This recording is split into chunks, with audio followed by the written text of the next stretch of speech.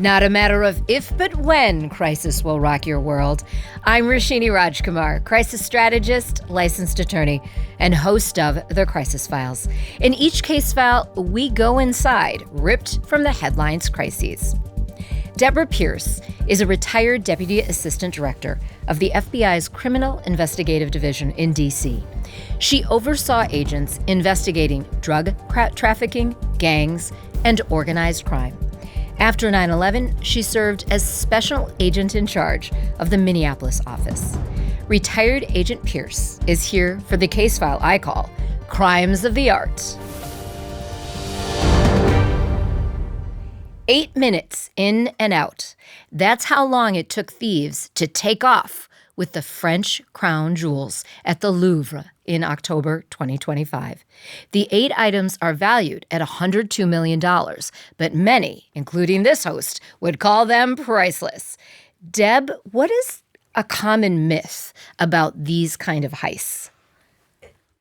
The myth about art theft in general is that all you see is what you see in the news, all you hear about, and there's so much more to it. There's so much more. There's all kinds of paintings and sculptures, of course.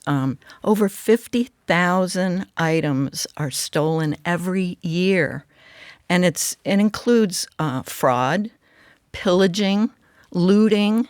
I mean, there's all kinds of ways to steal art. All right, we're going to break these down. 50,000 or more works of art destroyed, stolen every year. That's around a $10 billion black market of activity worldwide, according to UNESCO. So as Deb mentioned, forgeries, unsanctioned copying, pillaging, cultural property destruction, and fraud. That's kind of an interesting one when we think about cultural property. What are we talking about there? Well, everything from the pyramids, tomb raiding that's been going on, to Native American mound pot stealers, and then that became something that was more research-oriented. So you had scientists and educators stealing bodies out of Indian mounds, places like that. So it just expanded the entire scope of cultural theft. And the thing about these art crimes are, some of them make headlines, but as you've mentioned, not all do. And international investigators, both in the public sector, like you had been with the FBI in the U.S., and private orgs are working on these things. Give us a visual, because I remember reading one article with the Louvre that there were at least 100 different agents from different places working to solve that crime. Most European police departments have art sections, parts of their police departments that focus on art theft, especially because of World War II and the Nazi theft of art in Europe. The Nazis stole about 20% of European art before and during World War II. So there's a place called the Art Loss Register. There's international private organizations that research and they find the stolen art and they try and restore it to its rightful owner. And that's a really hard process. That's a really difficult thing to do. Provenance is the history of a piece of art. And if you don't have receipts or photographs or records that show that you owned that, it's very difficult. The Monuments Men was put in place during World War II by Eisenhower to help find the stolen Nazi art. And the FBI put a team together in 2004, similar to the Monuments Men, where they reached out to among all FBI agents and they said, we want agents who know about art, whether it's insurance fraud, whether it's cultural history, whether it's art itself. And they put a team together that in 2004, under my watch, became very successful.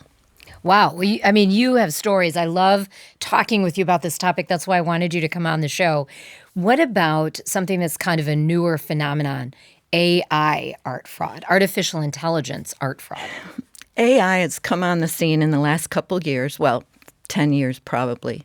The Smithsonian says it's a wonderful thing in some respects, and that is that it is better than human ability to detect forgeries. So brush strokes, the kind of paint being used, things like that, it's better than humans. However, AI it's called content scraping. So when somebody employs AI to go over old photographs or old paintings, they're actually scraping up information that then AI can reuse. And unfortunately, they're not giving attribution to the artist or the author of that artwork. So a lot of artists are signing petitions and filing lawsuits saying you can't use that information because AI didn't have the authority to take it. They didn't have the permission Correct. from the original artist. Correct. Wow. So lots of layers of things. Pros I and cons. want to go back in time to Boston, 1990. The Isabella Stewart Gardner Museum. 13 items, $500 million. This was the largest art theft in history, has not yet been solved. Right. Two guys dressed as police officers went into the museum on St. Patrick's Day in 1990. Of course. They overran the guards, and they stole the 13 items, and they took off, and none of it has ever been seen again. Rembrandts, Vermeers, Degas sketches, things that would be very easy to recognize, and they've never been seen again. Any hunches on where they could be? You know, the FBI followed it and still follow it. The FBI and the Gardner have a $10 million reward out there for anybody that can come up with information about these artworks. But Netflix did an interesting series on it in 2021, I think, and 4-part series. And they came up with several different theories. Was it the Irish mob? Was it the Italian mob? You know, who was behind it? And but it was really interesting. And I actually went there last year and saw where the Rembrandts hung, and they were just cut out of their frames. It's a horrible It is thing. horrible when you really think about what these pieces of art mean, not only for that museum, but obviously the different countries and the lineage of those artists who are definitely those famous masters. All right, so one area that I was kind of new to me that you've taught me about, soldier souvenirs. I guess in hindsight, like we all kind of have a sense that this happens. So these are some of the things that are trophies of war, or they were, someone came home from fighting in war and they stashed it in their attic. But these are actual thefts of possible artifacts and art from the countries where those wars were. And it's something that we're trying to get the word out to, because there are not that many World War II veterans left anymore.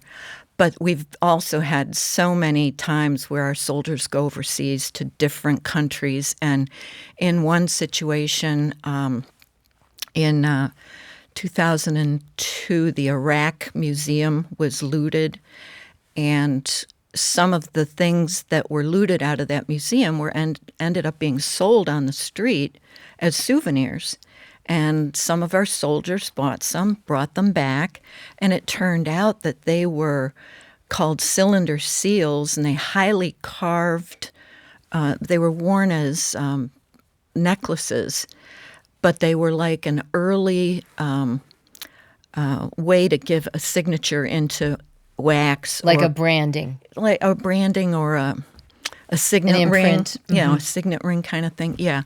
But they date back 6,000 BC. So these are truly Iraqi artifacts. Right. So couple soldiers brought them back to the United States. They checked out, one soldier in particular checked out with an antiques dealer who recognized it, called the FBI, and then I was part of the group that returned that to the Iraqi Museum. And do you have trouble once you've identified that with the veteran? I mean, will they easily hand it over? Really, in most cases, the families are very willing to help and work in getting artifacts back to where they belong. I had one case involving some paintings that were brought back from Germany by U.S. soldiers, and then I was able to help return those to the German museum. But the German museum had copies of the paintings made for the family that was that found out that they had these paintings and gave the copies to the family, and the family gave the originals to the museum. Well, that's a nice result. Yeah. Yeah, I mean, that's neat when that can happen. So repatriation, bringing these works of art back to their native lands or their native country, huge international movement right now.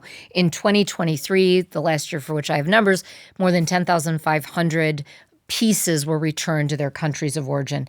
Where does this whole concept stand right now? And that was just in that year. Yeah, that's amazing. Since then, there have been so many more.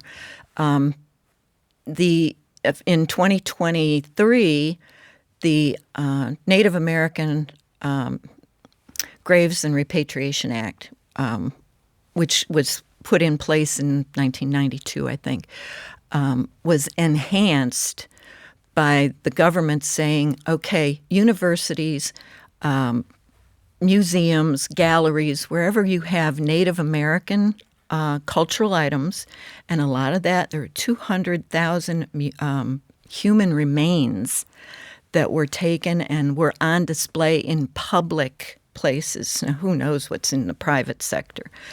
But they said you have 5 years to get, so by 2028, you've got to get these things back to where they belong. So whatever part of the United States or another part of the world they should be. Yep. Wow. Now, the Native American, that pertains to the Native American Just the Native stuff. Americans, yeah. Okay. However, other countries have gotten very, very involved in trying to get things back, including Italy. And the Minneapolis Museum of Art has a statue that they believed they bought legitimately to the tune of $2 million. And Italy says, nope, that's ours. And the museum is refusing to return it. Now, part of this goes to the fact that years and years ago, like the Elgin marbles, it was a legitimate thing to take these things and put them in your museum, right, representing another country. Right. I mean, when you look at almost any museum in the world, it has art from all over the Absolutely. world, or at least other places Absolutely. besides just that city it's in. So now they're saying, okay, you have to work out with that country. If you're going to have that in your museum, if you're going to have that at your university for study, you have to have a stewardship agreement drawn up. Wow. So, and it applies to countries that are in war zones. So Ukraine, the Russians have been wiping out their churches and their museums. And so a lot of the things that are in other countries in museums, Ukraine is basically saying, hang on to them, because if they come back into our country, they could be destroyed. So they're trying to get these stewardship agreements in place. Lots of interesting layers, and this is why this topic is so great for the Crisis Files. It's also really good for lawyers. Lots of lawyers and law enforcement involved in these kinds of topics, right? Absolutely. Now, you speak on this topic all over the United States. What is it that makes you just so inspired to teach and get this word out, Deb? You know, it's sort of a retirement rabbit hole. I found it very interesting, and because I had been involved in returning some items, that it kind of kept my interest. And when I was growing up, I had pictures I did ballet, so I had pictures of Degas, art ballerinas on my walls. I had a collection of Norman Rockwell. When I was first here as the agent in charge, my very first press conference in Minneapolis was to return 3 Norman Rockwells that had been stolen. And it was kind of cool knowing that I had all these books and posters about Norman Rockwell, and then having $2 million worth of Norman Rockwells in my office. I was very, very excited. I bet. And in recent years, I know what's made headlines are Dorothy's ruby red slippers. Oh, yes. I mean, that they took on a life of their own. In 2005, there's 4 sets of ruby slippers, and one is in the Smithsonian, and the others are in private collections. And the Grand Rapids Museum in the Judy Garland Museum in Grand Rapids, Minnesota, had a pair on display. In 2005, they were stolen. From that museum? From that museum by an aging mobster who thought they had real rubies on them. They went missing for quite a period of time, and then in 2018, the FBI was able to do a sting operation and recover the ruby slippers. The owner put them on the market in an auction in December of 2024, and they were bought by an anonymous buyer for $32.5 million. Wow. I mean, it just kind of blows your mind, the value and then the money that people will pay. Yeah. It's the slippers are the most valuable movie memorabilia purchased at auction ever. Wow. I mean, this is amazing. And they were right here. And they were right in the state where we're in Minnesota for a while, and that's where the big heist was. And you know what is so amazing and beautiful about art, and also hard about art, is that it is hard to really pin down the value, because you've got nationality, ethnicity, race, religion, artistic value, sometimes valuable material, sometimes not, the nostalgia of it all, like the Judy Garland slippers. So it is really hard to put a value, but for most of these heists, these are priceless. Yeah, absolutely. Pieces from whomever was stolen. Before we go, I do have to share with Crisis Filers a book that actually my husband was reading, thought it was interesting, and then it came up in conversation when you and I were chatting. So I've been reading it. I'm almost done. So interesting, called The Art Thief by Finkel. So this author makes this amazing narrative, and it is as much as it could be a biography, but about a particular art thief whose last name was Breitweiser. And he was from the Alsace region of France. Is that correct? He was an obsessive collector. Give us a little snapshot into him. Stefan Breitweiser has a condition that has been described as a collection addiction. And he would steal things. He lived in France, but he moved freely through multiple European countries. And over a 10-year period of time, he stole over 200 items valued at $1.4 billion. Billion with a B. B, that he kept in his attic bedroom. And he would only steal things that he said gave him an emotional wallop. So it didn't matter if it was a gun. It didn't matter if it was a painting, a statue. His girlfriend helped him. And then he would take these things, he'd steal them. He got away with it because he was in so many different countries. And law enforcement couldn't follow him across borders, but they didn't know he was stealing such different things, too. He was stealing such different things. He definitely didn't have an MO. Right. He had this ability to go, or wanted to go and check out. He'd go into these galleries and museums as a regular, whatever visitor, I guess is the term, and would study everything. He'd study the piece for its artistic value. He'd check out, where's security? Are there cameras in this place? And sometimes it was in a random library at a university. Right. I mean, it was pretty amazing. And this wasn't something like in the 1800s. This guy is about my age. Yeah. So this was happening in very modern day Europe. Right. And he has been in and out of jail. Is that correct? Yep. He was the interesting piece to me was how he got caught initially, and it was in a Swiss museum. And his girlfriend got away. She ran home, told his mom what was really in the attic, and she and his mom threw all of the hard things in the Rhone-Rhine Canal, which were later found by a dog walker. dog walkers do some great stuff, you know. And then the mother took the paintings and piled them up and burned them. Oh, my gosh.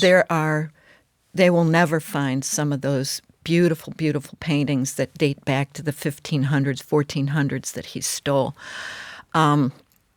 He got out of jail. He stole again. He went back to jail. So he really had an addiction. Oh, yeah. And his most recent one was in 2019. I think he stole a paperweight and he tried to sell it on eBay. And that's how the police caught him. Yeah, not a good idea. If you're an art thief, don't go to eBay. Don't go to eBay. Don't go to eBay. Everybody's watching. Maybe next door, but not eBay. Yeah. Oh, my gosh. This has been so fascinating. Connect directly with Deb Pierce on LinkedIn. Go to artcrimes.fbi.gov to help the FBI and their partners with recovering stolen art. Today's case file is powered by Petal & Stem. Known as an aging architect, Dr. Deborah Pierce focuses on elevating the standard of care in the medical aesthetics industry. Clients from all over the United States visit Dr. Pierce for her customized offerings. Petal & Stem is one of the only med spas in the U.S. to use a hospital-grade ultrasound machine. For a customized skin treatment journey and to see why Dr. Pierce and team have clients getting on a plane for their expertise, go to petalstemmedspa.com. Rate, review, and subscribe to The Crisis Files on your platform of choice. Follow us on YouTube and Instagram at The Crisis Files. Visit thecrisisfiles.com for all 4 seasons of the show. I'm Roshini Rajkumar. Join me next time on The Crisis Files.